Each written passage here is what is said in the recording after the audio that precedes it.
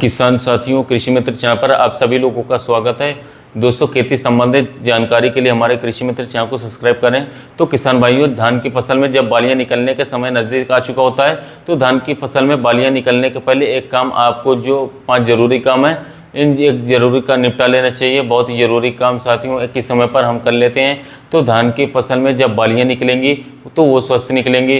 इसके साथ साथ दानों का भराव भी अच्छी तरीके से होगा। बालियां लंबी आएंगी, मोटी आएंगी, और इसके साथ साथ उसमें किसी भी प्रकार के रोग की जो समस्या है वो बिल्कुल भी देखने को नहीं मिल पाएगा। तो बने रहिए हमारे यूट्यूब चैनल पर साथियों। वीडियो को पूरा देखिएगा, अंत तक देखिएगा। इसके साथ साथ पसंद आने पर लाइक कीजिएगा, वीडियो को अन्य किसान भाइयों को शेयर कीजिएगा जो किसान भाई धान की खेती कर रहे हैं। चलिए किसान भाइयों, बात करते हैं। सबसे पहले दोस्तों बात करेंगे कि जब धान की फसल की अवस्था यानी कि धान की स्टेज जब लगभग बात करें तो 20 दिन के ऊपर पहुंच चुकी होती है, यानी कि 30 से लेकर के 35 दिन या फिर 40 दिन के या फिर अधिकतम 50 दिन के आसपास पहुंच जाती है, तो उस समय पर किसान भाइयों सबसे ज़्यादा जो आवश्यक कार्य हमारा होता है वो होता है यूरिया। यूरिया किसान साथियों, आपकी बात करें तो धान की फसल लगभग मान के चलिए कि 40 से लेकर के 50 दिन के आसपास की हो रही है। अधिकतम 40-45 दिन या फिर 50 दिन के आसपास आपको जो है, जो आप लास्ट यूरिया है दोस्तों, आपको डाल देना चाहिए खेतों में।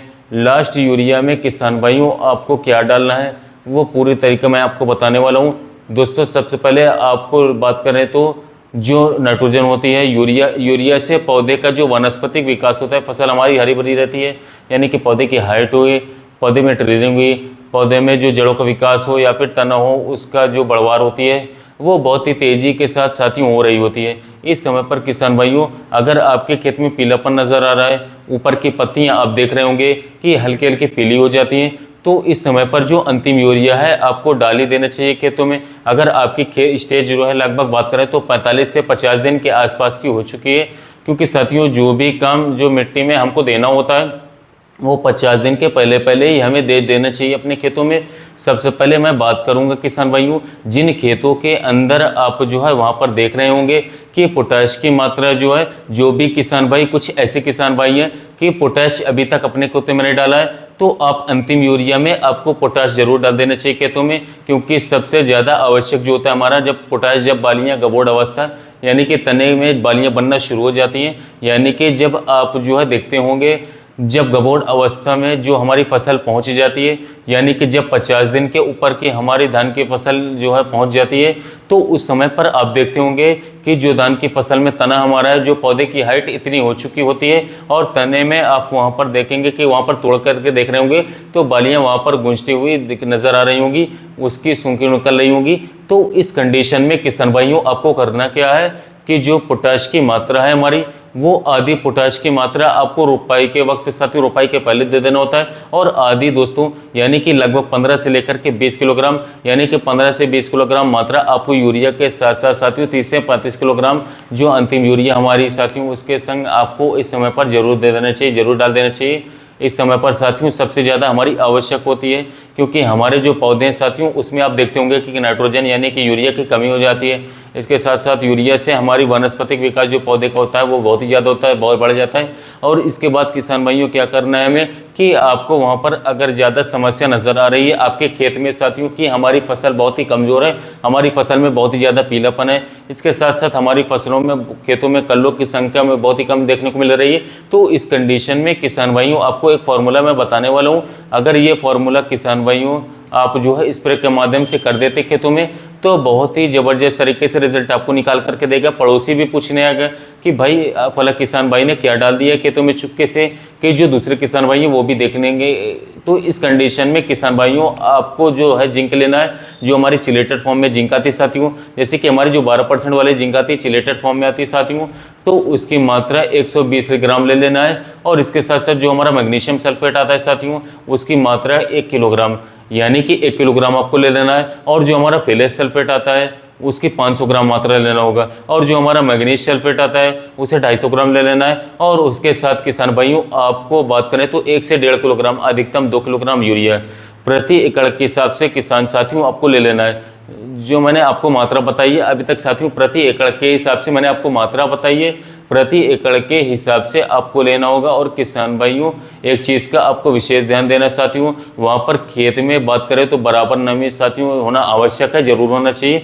अगर आप स्प्रे कर रहे हैं साथियों तब भी खेत में नमी होनी चाहिए। अगर आप फर्टिलाइजर्स यानी कि यूरिया के संग जो भी अपने फर्टिलाइजर्स यानी कि मैंने बताया पोटाश हो, चाहे जिंक हो, चाहे फिर सल्फर हो, चाहे वो हमारा ह्यूमिक एसिड हो, अगर आप इसका छिड़काव करना चाहते हैं तो कर सकते हैं। तब भी खेत में आपको साथियों नमी मेंटेन बना करके रखनी होती है। और ख़ास करके साथियों जब बालियाँ निकलने का समय नज़दीक आ रहा होता है यानी कि गबोड़ अवस्था यानी कि तने में बालियाँ बनना शुरू हो जाती हैं, उस समय पर साथियों खेत में पर्याप्त नमी होनी चाहिए। और नमी बराबर रहती है, नमी ज़्यादा होंगी बालियाँ अच्छी प्रकार से निकलेंगी, खेतों में बराबर निकलेंगी। और इसके साथ साथ जब बालियाँ निकलने की आवश्यकता अवस्था नजदीक आ जाती है यानी कि जब तने में बालियाँ बनना स्टार्ट हो जाती शुरू हो जाती, उस समय पर किसान भाइयों एक और स्प्रे करने की हमें ज़रूरत होती है, लगाना पड़ता है। इससे पहले अगर आप ये स्प्रे कर देते हैं साथियों तो खासकर बात करें तो जो बालियाँ हमारी निकलेंगी साथियों, दानों का भराव भी अच्छी तरीके से होगा। और इसके साथ साथ एक आता है हमारा NPK 0/34, NPK 0/34 साथियों। और इसके साथ साथ जो हमारा दूसरा प्रोडक्ट है साथियों आपको लेना होगा दोस्तों बोरॉन 20% वाला। और इसके साथ साथ में आपको लेना होगा जिंक सल्फेट साथियों जो 12% वाली हमारी आती है। इसकी मात्रा की बात करें साथियों तो 120 ग्राम मात्रा आपको ले लेना है। और बोरॉन की मात्रा की बात करें तो लगभग साथियों आपको लेना होगा 100 ग्राम से लेकर के 110 ग्राम मात्रा लेना है। और जो हमारा साथियों NPK 0/34 हमारा साथियों इसकी मात्रा 1 से 1.5 लेकर के 1.5 किलोग्राम प्रति एकड़ के हिसाब से आप ले सकते हैं। NPK 0/34 में बात करें तो सबसे ज़्यादा जो हमारा फॉस्फोरस पाया जाता है साथियों, और इसके साथ साथ लास्ट में पोटेशियम हमारा पाया जाता है। सबसे ज़्यादा जो हमारे फॉस्फोरस की आवश्यकता पड़ती है साथियों, क्योंकि फॉस्फोरस से हमारा प्रकाश संश्लेषण प्रक्रिया अच्छी तरीके से होती है, सुचारू रूप से रहती है। नीचे से हमारा जो भोजन का साथियों काम बालियों तक दानों तक काम हमारा जो साथियों जो फॉस्फोरस कर देता है आसानी से, उसकी सबसे ज़्यादा आवश्यकता होती है साथियों।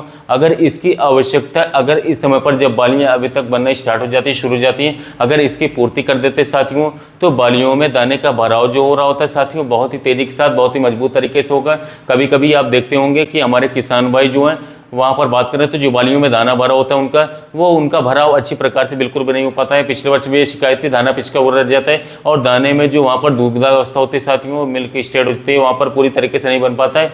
इस कंडीशन में किसान भाइयों आपको करना क्या है, जो हमारा NPK 0/34 है साथियों, इसके साथ साथ जो हमारा बोरॉन है, इसके साथ साथ जो हमारा चिलेटेड फॉर्म में जिंक बताई 12% तक, उसका स्प्रे हमें लगा देना है। अगर इस टाइम भी स्प्रे कर देते हैं साथियों तो बहुत ही ज़बरदस्त तरीके से आपके खेतों में बालियों में दम रहेगा साथियों, दाना मजबूत बनेगा। और इसके साथ साथ दाने में जो शाइनिंग होगी साथियों वो भी अच्छी प्रकार से आएगी और दाने का साथियों जो वजनदार दाना हमें देखने को मिलेगा। साथ में अगर बात करें तो नमी को भी मेंटेन बना करके रखना है दोस्तों। साथ में किसान भाइयों एक और फार्मूला मैं आपको बताऊंगा, अगर साथियों जब तने में बालियां बनाई जाए साथियों, इसके साथ साथ उस समय पर कीटों का प्रकोप भी साथियों बहुत ही तेज़ी के साथ हमें देखने को मिलता है, बहुत ही तेज़ी के साथ लगते हैं। क्योंकि जब तने में बालियां बनना स्टार्ट हो जाती है शुरू हो जाती है तो पूरे खेत में लगभग साथियों बात करें तो 50 से 100 जगह आप देखते होंगे साथियों कुछ ऐसे पौधे होते हैं कि उसमें बात करें तो ऊपर की जो जितने भी बालियां निकलना शुरू हो जाती हैं जल्दी जल्द। इस कंडीशन में किसान भाइयों कीटों का प्रकोप बहुत ज़्यादा देखने को चांस मिल सकता है। कीटों के प्रकोप से बचाने के लिए साथियों कीटनाशक दवा का स्प्रे करना चाहिए हमें।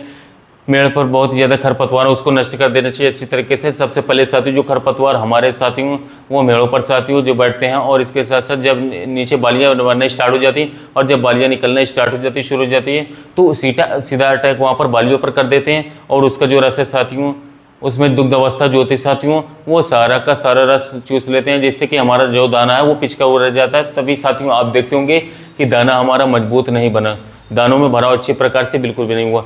तो इसका कारण इसका रीज़न केवल साथियों यही कारण रहता है, यही रीज़न रहता है। तो साथियों आपको कीटों के प्रकोप से बचाने के लिए साथियों जब हमारी फसल जो बात करें तो खेत में बालियाँ जो है बनना स्टार्ट हो चुकी हों, निकल रही हों, मतलब कुछ बालियाँ निकल आती कुछ बालियाँ नहीं निकलती हैं, तो कीटनाशक का स्प्रे जो है आपको किसान साथियों जरूर कर देना चाहिए, अवश्य कर देना चाहिए। जिससे कि फंगिसाइड कीटनाशक होते हैं साथियों, और इसके साथ साथ जो हमारे कुछ ऐसे कीटनाशक होते हैं जो कि सीधे बालियों पर अटैक करते हैं उनको भी नियंत्रण करना साथियों बहुत ही ज़्यादा जरूरी होता है। तो किसान भाइयों वीडियो यही समाप्त करें साथियों। कोई भी आपका जो सवाल या सुझाव साथियों हमारे कमेंट बॉक्स में जरूर लिखिएगा साथियों। मिलते हैं नए वीडियो में नए टॉपिक के साथ।